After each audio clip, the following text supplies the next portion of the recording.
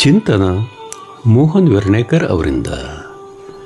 ದಾಂಪತ್ಯವೆಂದರೆ ಎರಡು ಮನಸ್ಸುಗಳು, ಎರಡು ವ್ಯಕ್ತಿತ್ವಗಳು ಒಂದಾಗುವ ಪವಿತ್ರ ಬಾಂಧವ್ಯ.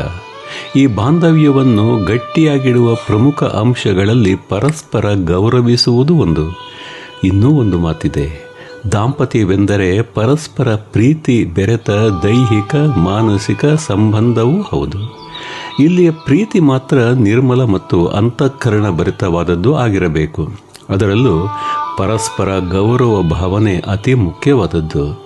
ಪತಿ ಪತ್ನಿ ಇಬ್ಬರು ಅರಿತಿರಬೇಕಾದ ಮಹತ್ವದ ಸಂಗತಿ ಎಂದರೆ, ಈ ಗೌರವ ಭಾವನೆ ಇಲ್ಲದ ಪ್ರೀತಿಯು ಹೆಚ್ಚು ದಿನ ಉಳಿಯುವುದಿಲ್ಲ. ಆದರೆ ಅದೇ ಪರಸ್ಪರ ಗೌರವವಿದ್ದರೆ ಪ್ರೀತಿಯು ದಿನದಿಂದ ದಿನಕ್ಕೆ ಇನ್ನಷ್ಟು ಗಾಢವಾಗುತ್ತದೆ. ಗಂಡ ಹೆಂಡತಿ ಇಬ್ಬರು ಪರಸ್ಪರ ಒಬ್ಬರಿಗೊಬ್ಬರ ಭಾವನೆಗಳನ್ನು, ಅಭಿಪ್ರಾಯಗಳನ್ನು, ಆಸಕ್ತಿ ಆಕಾಂಕ್ಷೆಗಳನ್ನು ಮತ್ತು ಮಿತಿಗಳನ್ನು ಗೌರವಿಸಿದಾಗ ಸಂಬಂಧದಲ್ಲಿ ವಿಶ್ವಾಸ ಬೆಳೆಯುತ್ತದೆ. ಒಬ್ಬರ ಮಾತನ್ನು ಇನ್ನೊಬ್ಬರು ತಾಳ್ಮೆಯಿಂದ ಆಲಿಸುವುದು, ಒಬ್ಬರಿಗೊಬ್ಬರು ಕನಿಕರ ಅನುಕಂಪ ತೋರುವುದು, ಇನ್ನೊಬ್ಬರೆದುರು ಎಂದಿಗೂ ಅವಮಾನಿಸದಿರುವುದು, ತಪ್ಪಾದಾಗ ಕ್ಷಮೆ ಕೇಳುವುದು ಮತ್ತು ಕ್ಷಮಿಸುವುದು, ಒಬ್ಬರಿಂದ ತಪ್ಪಾದರೆ ಇನ್ನೊಬ್ಬರು ಪ್ರೀತಿಯಿಂದ ತಿದ್ದುವುದು ಮತ್ತು ಒಳ್ಳೆಯ ಕೆಲಸಗಳನ್ನು ಪರಸ್ಪರ ಮನಪೂರ್ವಕವಾಗಿ ಪ್ರಶಂಸಿಸುವುದು ಇವೆಲ್ಲವೂ ಗೌರವದ ಅಭಿವ್ಯಕ್ತಿಗಳೇ. ದಾಂಪತ್ಯದಲ್ಲಿ ಭಿನ್ನಾಭಿಪ್ರಾಯಗಳು ಬರುವುದು ಸಹಜ.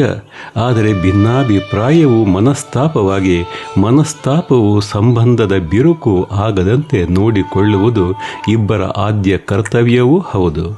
ಕೋಪದ ಕ್ಷಣದಲ್ಲೂ ಮಾತಿನ ಮಿತಿಯನ್ನು ಕಾಪಾಡಿಕೊಳ್ಳಬೇಕು.